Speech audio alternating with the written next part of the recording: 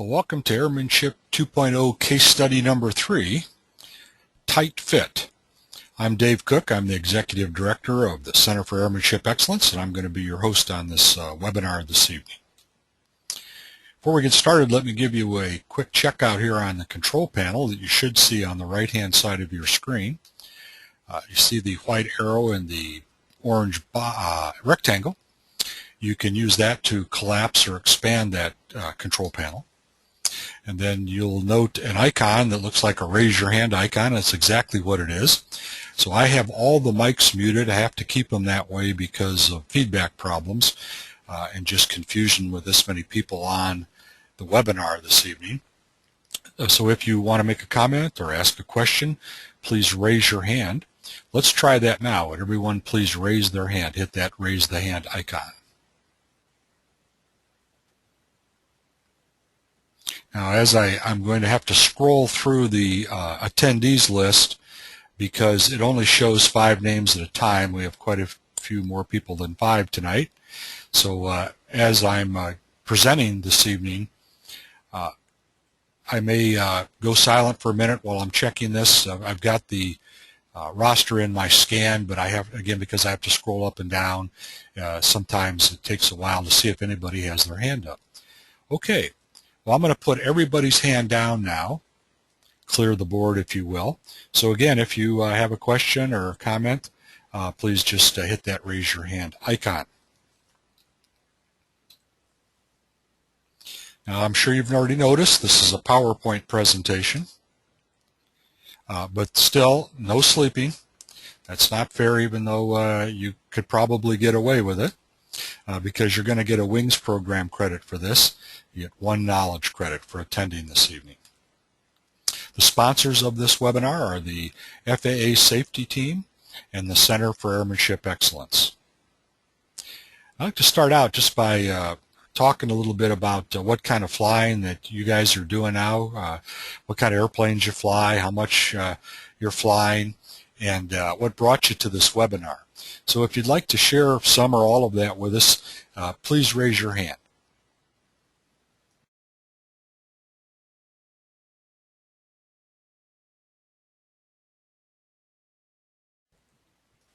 Okay, Mark Damnier, I've got your mic open. What kind of flying are you doing now?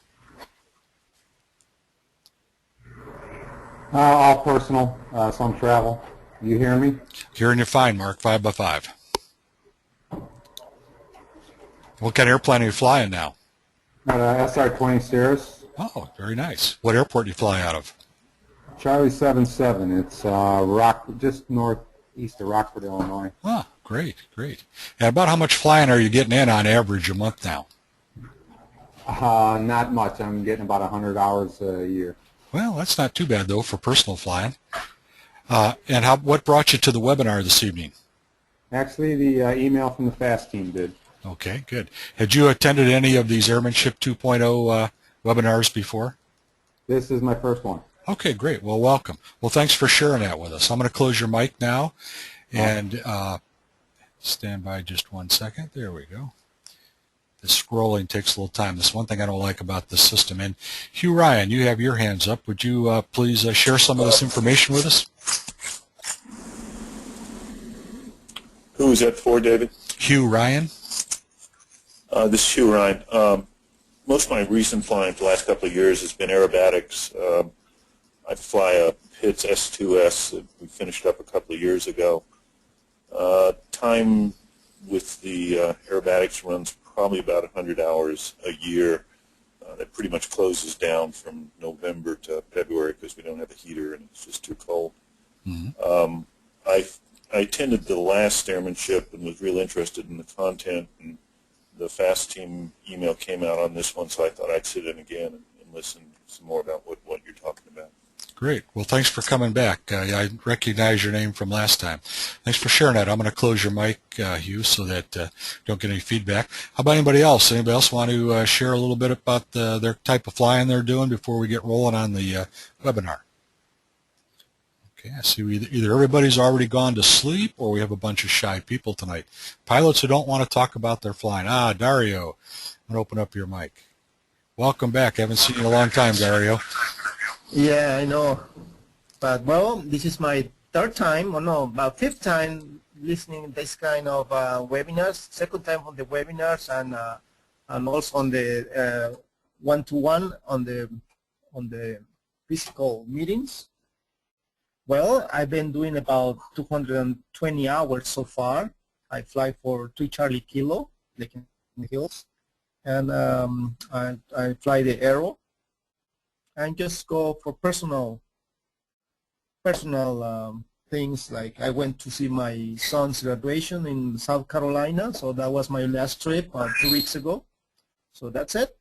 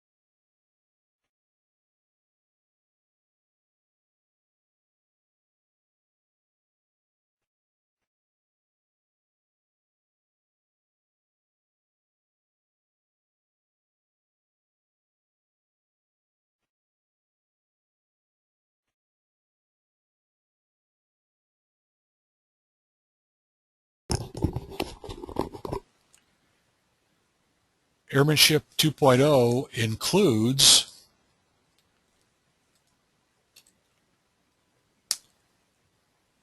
your formal airmanship training and your informal airmanship training.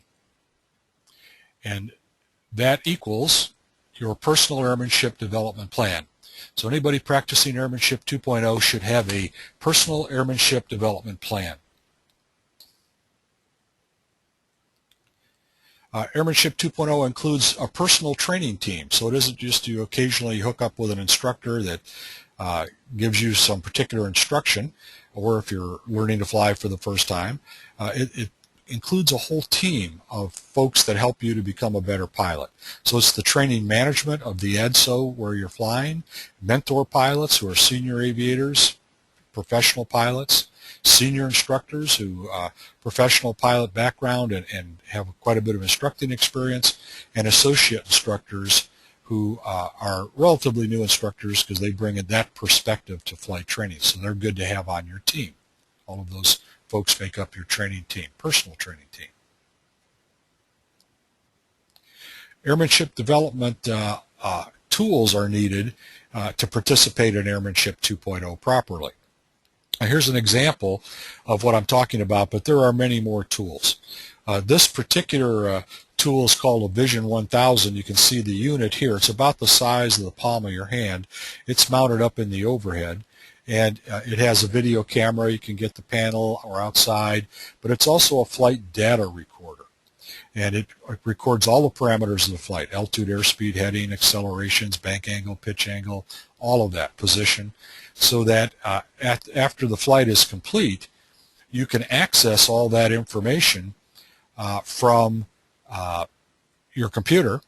It's internet based, and you can analyze your flight in many different ways. This particular display shows you a graphic of the aircraft, its attitude and so forth, all of the instruments, and you've got some traces over here. I'd guess this one's probably altitude. Don't know. I can't read them. Of course, they're too small. But an excellent tool for analyzing every flight that you take. It's really important in your training programs, your formal training, but even more important in your informal training where you're flying by yourself and you don't have someone else to give you this feedback. You've got this tool to use.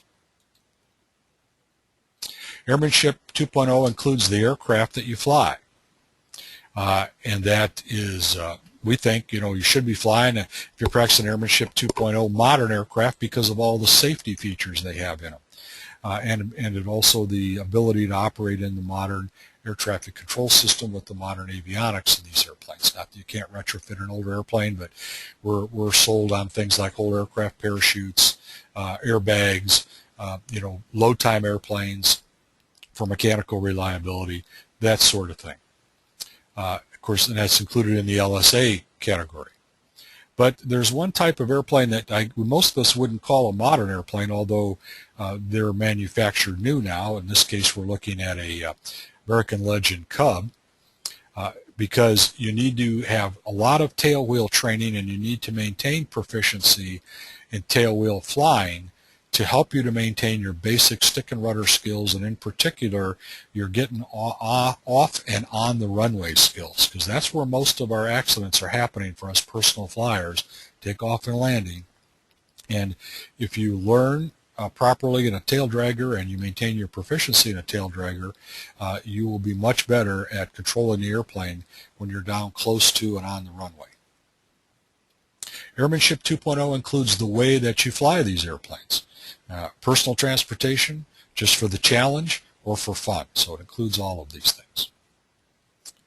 Airmanship 2.0 includes a flight operations support team.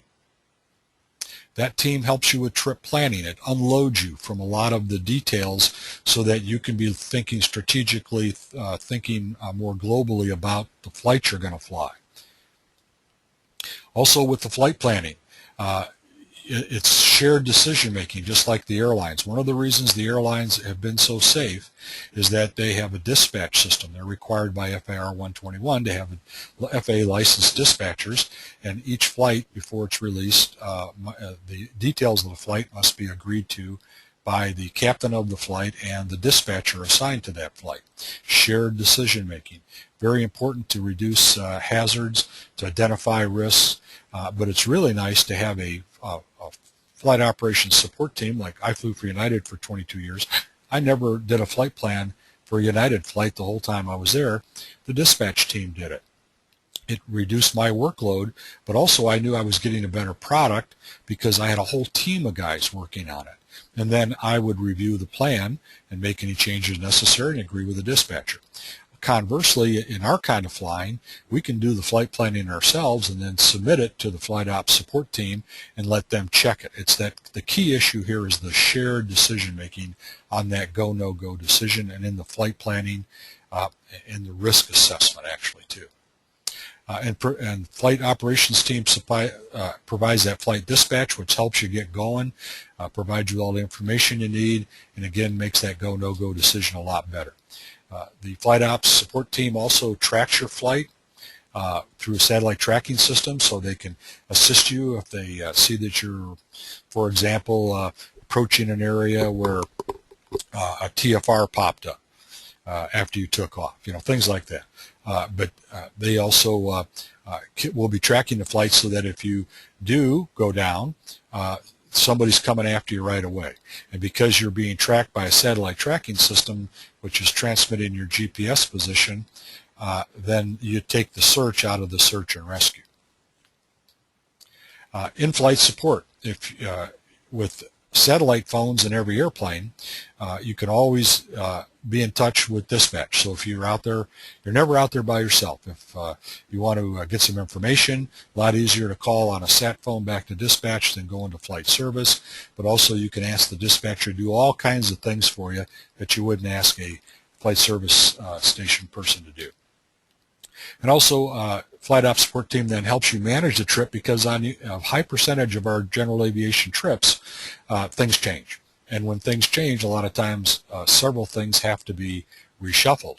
So the flight ops support team, again, can take that workload off your shoulders so that you can pay attention to what you're supposed to be paying attention to in flight and make all the arrangements that are necessary to change your plan. All right, that's just a quick overview. I call it the tip of the iceberg on Airmanship 2.0. If you want to find out more about it, and I certainly recommend you do, go to the airmanshipexcellence.org, which is the website for the Center for Airmanship Excellence, and you'll see a menu button there for Airmanship 2.0. Just hit that button, and there's all kinds of information, video briefings, and other content that will explain Airmanship 2.0 to you in detail. But I think that should give you enough information to be able to have the framework for analyzing this case study we're about to take a look at. But we have an opportunity here for questions or comments. And John Adcock, I see your hand up. I'm going to open up your mic. Hang on just one second. Go ahead, John. Captain, can you hear me? I can hear you. Yeah, okay, great. I raised my hand earlier in the presentation. I apparently lost the audio at the initial part of your presentation, and I was trying to get my hand up to see if it was just me or if it was a system thing. But anyway, you came back, and yeah, I'm back with you now. So that was what I raised my hand for. Good. Did the text on the slides explain them enough where you didn't get the audio? Yes. I followed along until I got the audio back. Okay, good. Sorry about that. Cyberspace. No. Huh? Maybe my issue here. So thank you, sir. Okay. So far, so good. Great. All right, I'm going to close your mic. Thank you. And I think there's another hand up here. Michael Higgins. Go ahead, Michael.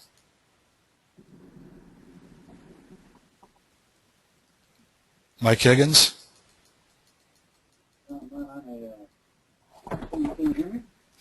I can hear you, but about 2 by 3.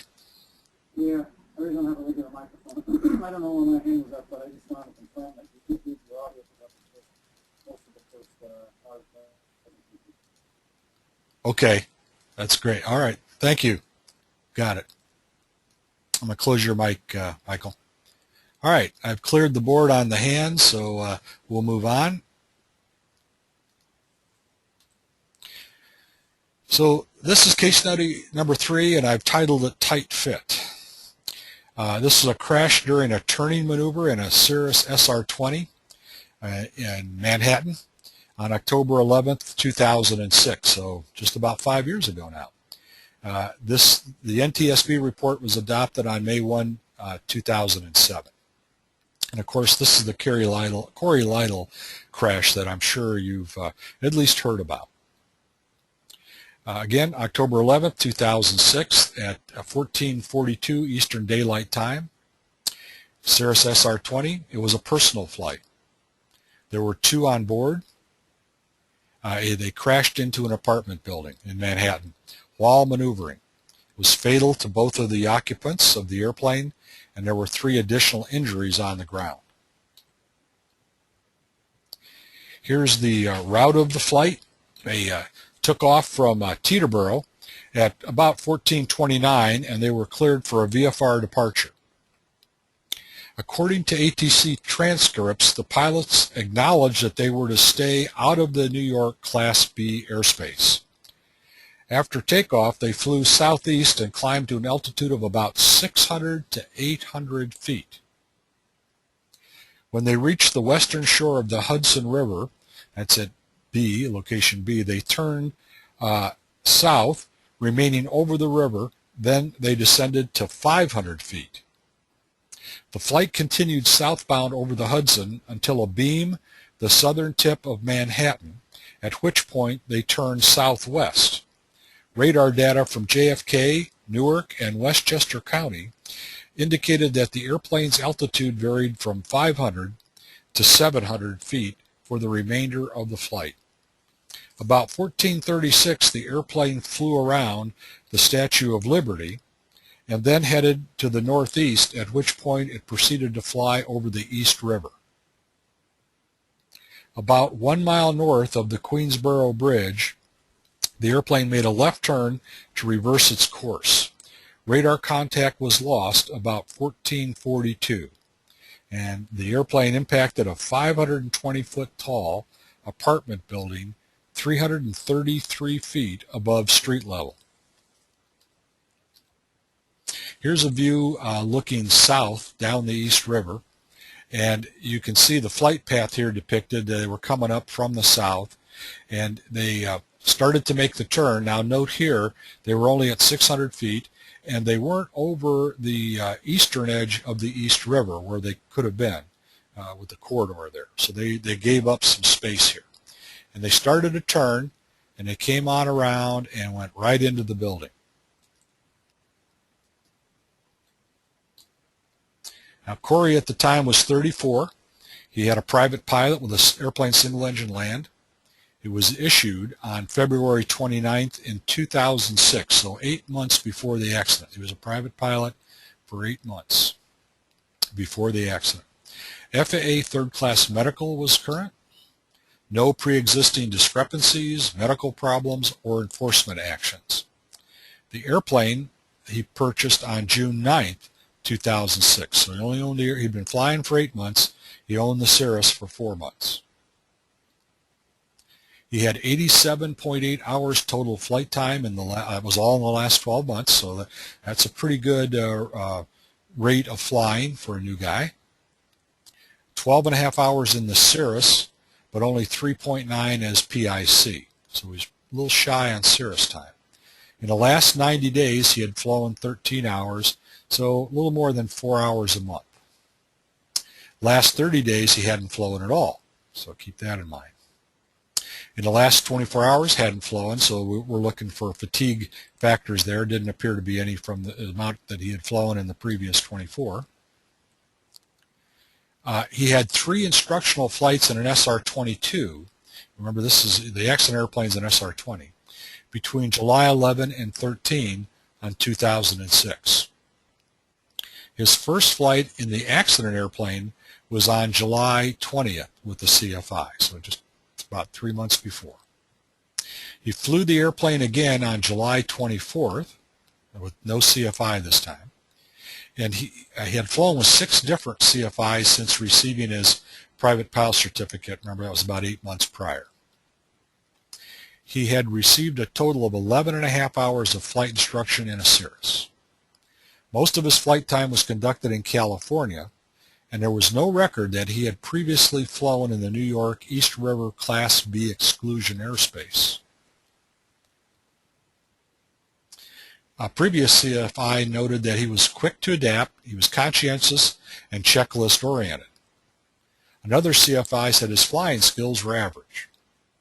Another CFI said he was one of the better pilots. 3.5 hours of ground instruction on Cirrus airplane systems, that's all he had. That's a pretty complex airplane, including the multifunction display, the Garmin 430 avionics, and a high-performance briefing. So, in my opinion, that's pretty thin training on that kind of airplane with those kinds of systems.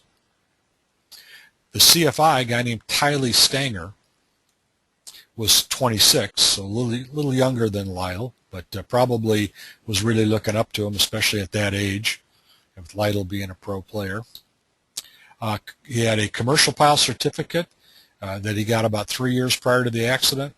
Airplane single-engine land, multi-engine land, instrument airplane, and he was a CFI for airplane single-engine land and instruments.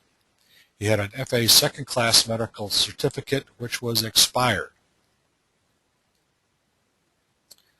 So he couldn't have acted as PIC on that flight. He flew mostly in California, where he owned and operated an FBO. But he wasn't a Cirrus standardization instructor. He hadn't been through the Cirrus school.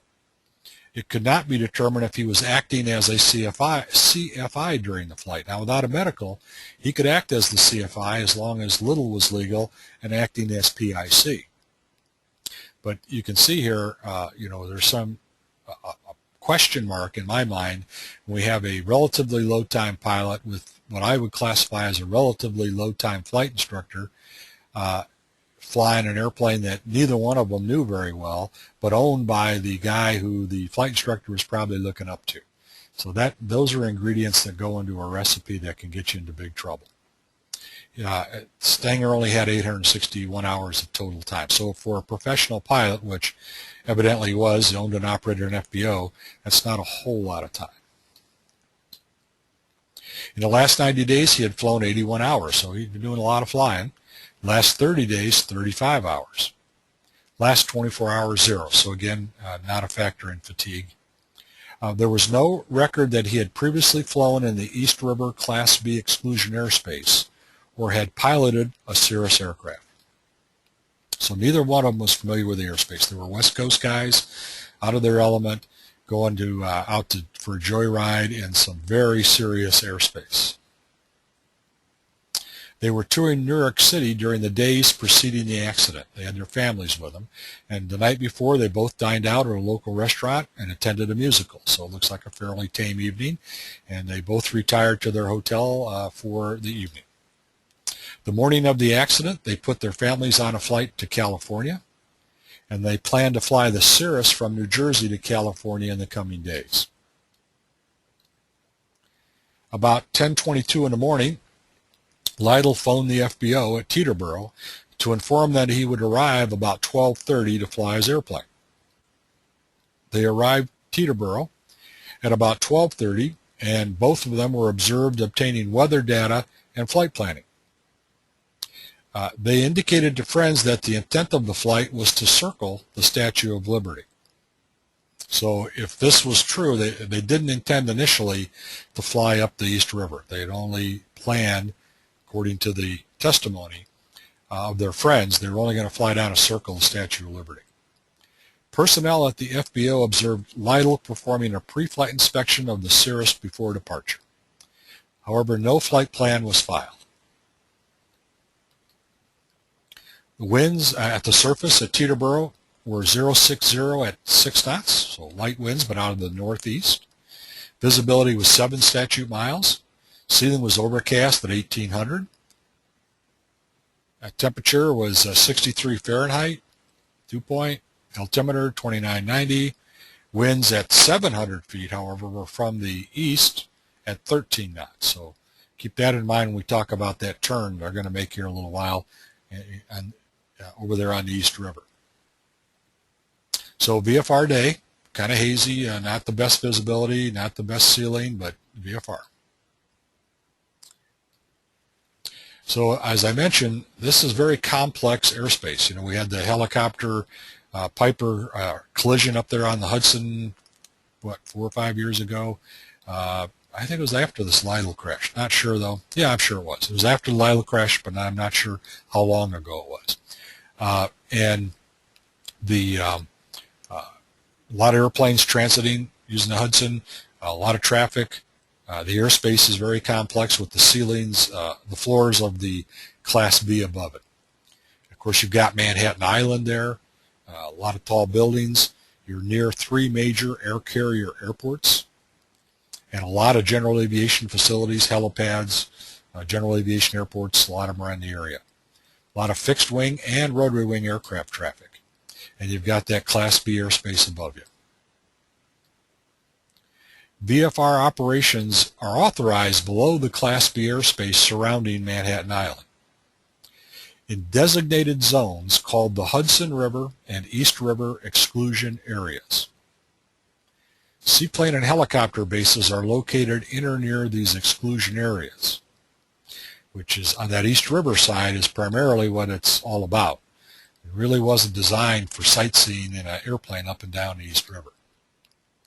Aircraft also use the Hudson River, which is again west of the east, exclusion area to transit under the Class B airspace. Well, here's the NTSB report, and I'm just obviously going to summarize it for you. The accident was caused by the pilot's inadequate planning, judgment, and airmanship in the performance of a 180-degree turn maneuver inside of a limited turning space. That's what the NTSB said. They also said this accident is a great tragedy in which a pleasure flight went horribly wrong and ultimately cost the lives of 2 young men. And the pilots placed themselves in a precarious situation that could have been prevented by better judgment and planning. Also, they found that there were no system, structural, or engine malfunctions. The board stated that the pilots did not aggressively bank the airplane throughout the turn, nor did they use the full available width of the river. Radar data indicate that the airplane was in the middle of the east channel at the start of the 180-degree turn, as opposed to beginning the turn from the eastern shoreline. In addition, the wind out of the east would have effectively shortened the available distance to successfully make the turn. Finally, the board found that the pilot should have recognized during pre-flight planning, or while they were considering flying up the East River, after they were already in flight, that there was a limited turning space in the East River exclusion area and they would need to maximize their lateral distance available for turning. So that's why I pointed out that there was testimony that before the flight they told their friends they were just going to fly, they were going to go down and fly around the Statue of Liberty. So here was an in-flight change. An in-flight change, you'll find if you study Airmanship 2.0, is a big red warning light. Every time you make an in-flight change, you're upping your risk. And here's one reason why. It shows you because they didn't have the time or take the time to adequately brief themselves on that East River exclusion area and to think about all of the things that were going to affect them when they tried to make that turnaround at the other end. So that's a very important factor here, I think, in analyzing this. All right, I have some questions for you now that relate this study to the Airmanship 2.0. So if you'll give me just a second here, I've got to fire up this section of it. It takes a minute or two to get this opened up.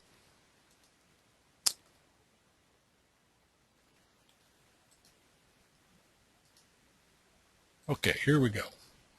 Question number 1. Do you think the pilot in command, Lionel, would have done more thorough pre-flight planning if he had been practicing Airmanship 2.0?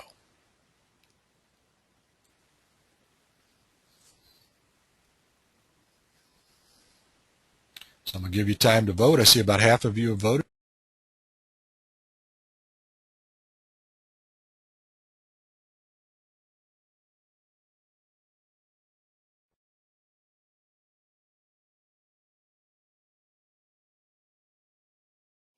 Okay, I can see that there's still a few more to vote. This is where I can tell if you're awake or asleep. I didn't tell you I had this check down here at the end.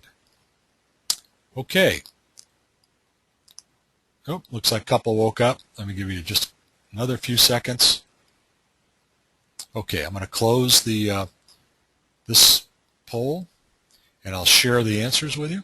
84% of you said yes, and 16% said not sure.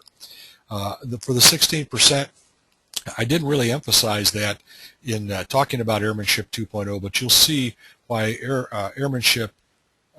flight discipline is an important part of Airmanship 2.0 in just a little bit. We'll get to that. Okay, I've got another question for you.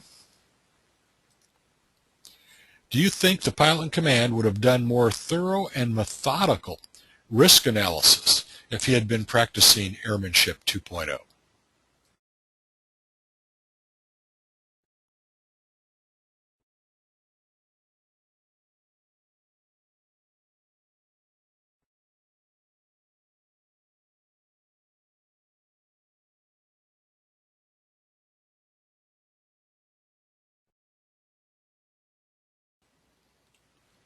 Okay, it looks like everybody's voted.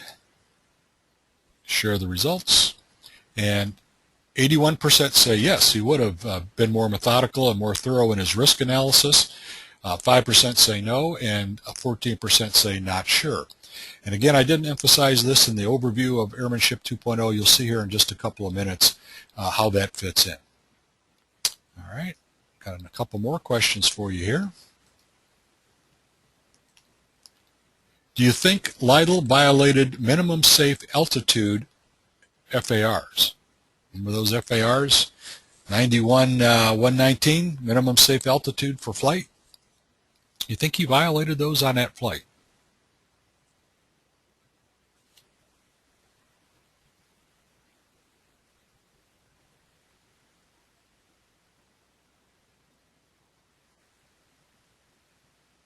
Okay, looks like everybody's voted.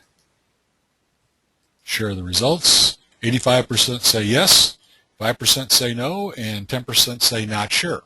And if you read the regulation, you can come up with any of those answers. I would go with the yes. I'll give it to you real quickly just so we can all review it. 91, 119, minimum safe altitudes general. Except when necessary for takeoff or landing, no person may operate an aircraft below the following altitudes. A, anywhere. An altitude allowing if a power unit fails an emergency landing without undue hazard or to persons or property on the surface. Well, you know, with the traffic in the rivers and so close to buildings, that one's an iffy one in my mind. Over congested areas, that's B. Over any congested area of a city, town, or settlement, or over any open air assembly of persons, an altitude of 1,000 feet above the highest obstacle within a horizontal radius of 2,000 feet of the aircraft. Now there is a C that says over unpopulated areas, sparsely populated areas, or open water, and so you might, you know, if you're one of those guys that likes to stretch the meaning of the regs, you might say because they were over a river, they were over open water, and so they could go down to 500 feet from any person or property. But I don't know. I personally wouldn't buy that one. I think they were in congested area, obviously, so they shouldn't even have taken off on a VFR flight plan and flown at those altitudes because they were below the minimum safe altitude the whole time, according to at least my interpretation of the FARs. Now, we could argue that one, I'm sure. All right, got another one for you here. Do you think Lytle was personally qualified to make that flight? Now, he was legal, but was he really qualified to make that flight? You know, did he have the requisite experience?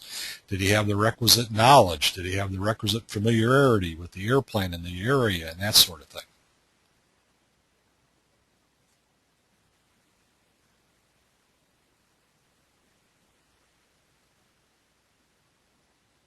Okay, looks like everybody's voted.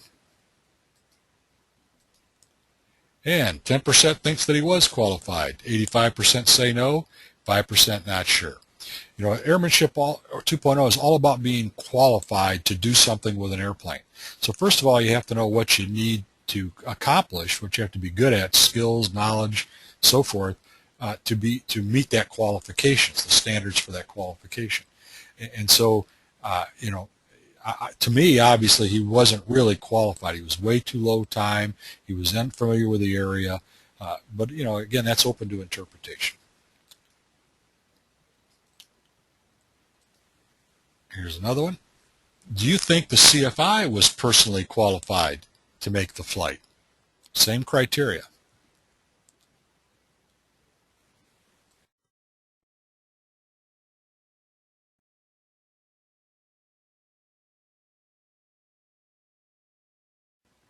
Okay, looks like everybody's voted. 15% say yes, 75 no, and 10 not sure. In my opinion, he wasn't qualified to act as a safety pilot because he wasn't really doing his job. They should have briefed who was doing what. He didn't. I think he was exhibiting excessive professional deference towards Lytle. He really wasn't monitoring what was going on with the airplane. He didn't know the area. He didn't know the cirrus. So again, in that kind of airspace, in that kind of situation, I don't think he was qualified either. But that's my opinion. Okay, we got a couple more. Do you think Lytle was proficient in the SR-20 at the time of the flight? Now, he was legal, but was he proficient in flying the airplane?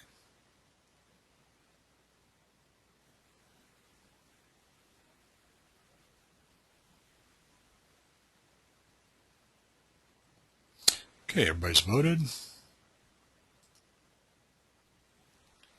And 10% say yes, 70% say no, he was not proficient, and 20% not sure. And again, this is interpretation, so it's open to that. But in my opinion, he was not proficient. He was not proficient at low altitude maneuvering in a confined area. And if that's what he was doing with the airplane, he needed to be proficient. You don't know how to do that. He needed to know all the factors that came into play. He probably wasn't even thinking of that east wind at the time, I'd bet you. So, but they never even steepened up their bank. They never even got up to a steep turn once they saw they were going wide. So who knows what was going on. But I would mark that down as not proficient myself. And under Airmanship 2.0, you always maintain your proficiency to be qualified to do whatever it is you're trying to do with the airplane. Do you think Lytle was exhibiting good flight discipline in his pre-flight planning?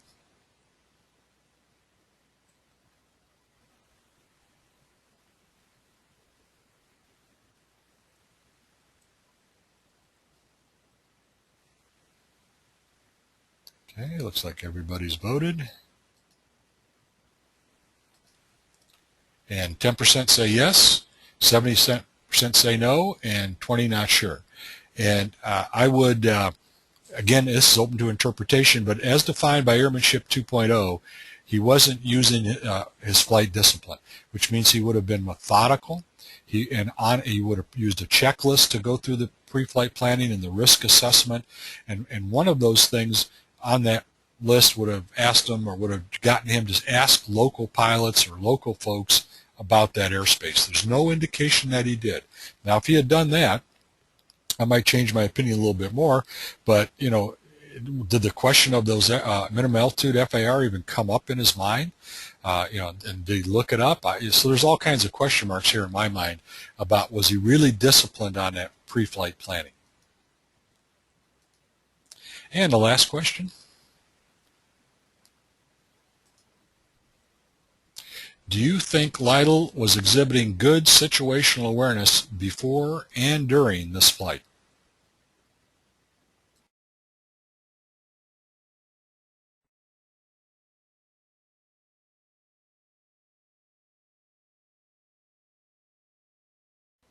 Okay, looks like everyone has voted. And share that with you, and everybody says no. Very good, obviously. All right. Well, I hope you enjoyed that. I'd like to take a look at this in through one more prism before we leave this case study. And in Airmanship 2.0, we use what we call the Kern, K-E-R-N, Airmanship Model, developed by Dr./Colonel Tony Kern, Air Force training, primarily training pilot, but also an aircraft commander on transports. And he developed this. He's written 5 books on airmanship. This comes out of his book, Redefining Airmanship. And there's a whole webinar series recorded available at airmanshipexcellence.org that you can go through. It's called the Current Airmanship Model in detail. But I'd like to use this model when I look at accidents and just see how the pilot or how the whole situation sized up by looking at it through this model. So, for example, the first bedrock principle, we call these the bedrock principles of the model. First bedrock principle is flight discipline. We talked a little bit about that. But flight discipline is a very formalized thing, a very methodical thing. It's not like a discipline you think of when you are thinking about trying to go on a diet. It's a practice. It's like learning judo. It's a discipline. So he didn't have that. So and I believe that the instructor didn't either, because he didn't look like he wasn't taking much control of the situation or monitoring the situation. Oops, I'm sorry, wrong button. Then skill is the second bedrock principle, and if we look at Lytle's skill in low altitude maneuvering, and we just talked about that. I think that was deficient.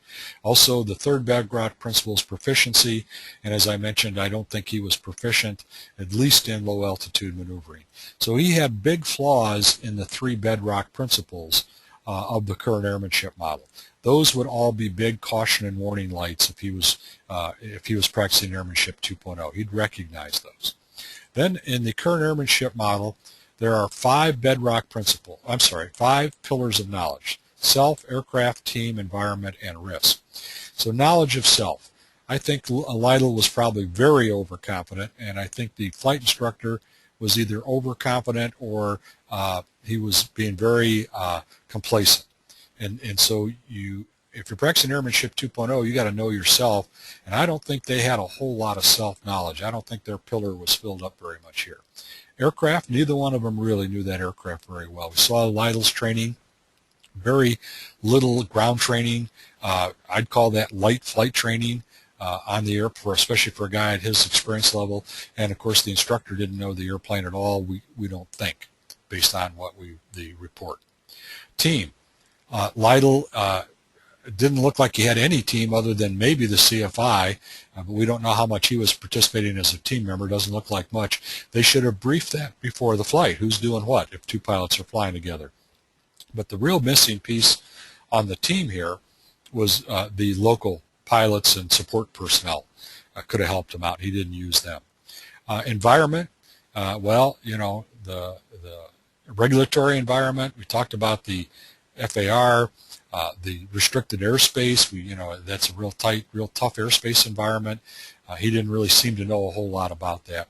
And of course, risk. There's no indication they did a formal risk assessment before the flight, and obviously there were a lot of risks involved, and he didn't even know how to recognize that increased risk when he made that in-flight decision to change his plan and fly up the East River. So I would say that his 5 pillars of knowledge, he was lacking in all of those, probably way down here if you want to look at it visually. Of course, situational awareness, all of these, the 3 bedrock principles, the 5 pillars of knowledge feed into situational awareness and judgment, but we can see that his situational awareness just from the results was pretty poor, and his judgment, therefore, was lacking. So that's how you would look at an accident from the viewpoint of Airmanship 2.0. Well, we've got an opportunity here, a few more minutes, for any questions or comments. So if you have any, please raise your hand now, and I'll scroll up and down on the list here for a little bit to see if anybody raises their hand. As I said, I can only see 5 names at a time, so I have to, oops, there I just saw a hand as I went by. Here we go. Mark Damier, your mic is open. I hope I'm pronouncing your last name at least close. Actually, you're right on. Okay. I was just wondering if you knew what the floor of the Class Bravo was over the exclusion area. It looked like on a sectional, did I see 1700? That's probably about right. But I don't have it. I don't have it in memory. I don't have it in front of me here either. Right? Okay. So they could have been higher. Is a good point. Yeah. It stayed under Class B, exactly. Good. Thanks. Good catch, Mark. All right. Anybody else? Okay, I'll run through the list one more time. Okay. No other questions or comments? Well, if this has gotten your interest, this Airmanship 2.0 approach to things, to flying, then I'd suggest some next steps for you. Register for Airmanship updates. Go to the airmanshipexcellence.org website. Register for the updates. They're free. When they keep you up to date on what we have activities in the Center for Airmanship Excellence you might be interested in, different events, different information comes out. So if you want to stay in the loop, register for the updates, airmanship updates. Look for the briefings you miss at airmanshipexcellence.org. So this is the third webinar in this series.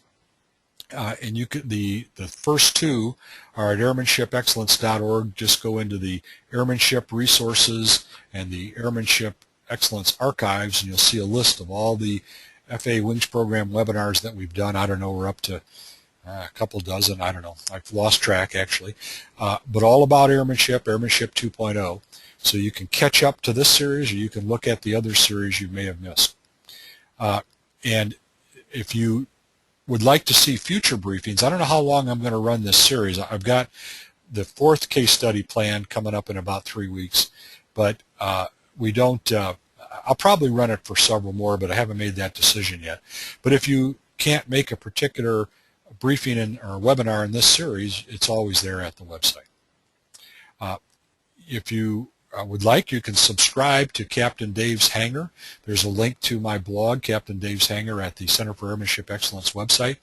And all I talk about on that blog is airmanship. I don't get into aviation politics or, God forbid, national politics or anything like that.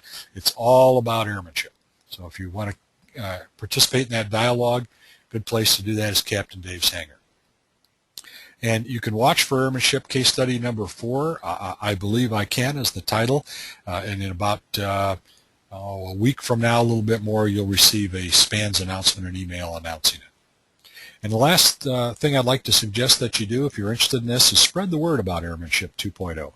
Even if you feel like you really don't know much about it yet, or even if you think, well, I'm all wet, this is for the big boys, it's not for personal flyers, it's too hard, it costs too much, it's this or that, even if you're negative on it right now, I'd like to encourage you to tell the other pilots you know, and especially the people you know who are thinking about learning to fly, to take a look at it by going to airmanshipexcellence.org and then dialogue with them about it, and then talk to us more, because this is a work in progress. It'll always be a work in progress. It has been for 30 years now, and it will continue to be. So we've got to have a really robust dialogue going among those of us who are flying airplanes for our own personal pleasure and transportation. Well, I'd like to thank you for attending and for your participation. I enjoyed your feedback and your questions and comments. If you think of something after we close out the webinar, or if you just didn't want to talk about it on the webinar, please feel free to contact me with your questions and comments. That's a good phone number for me, or there's a good email address, or you can just hit the contact button at airmanshipexcellence.org and that will send an email to me. Well, I'll leave you with this thought: fly safely.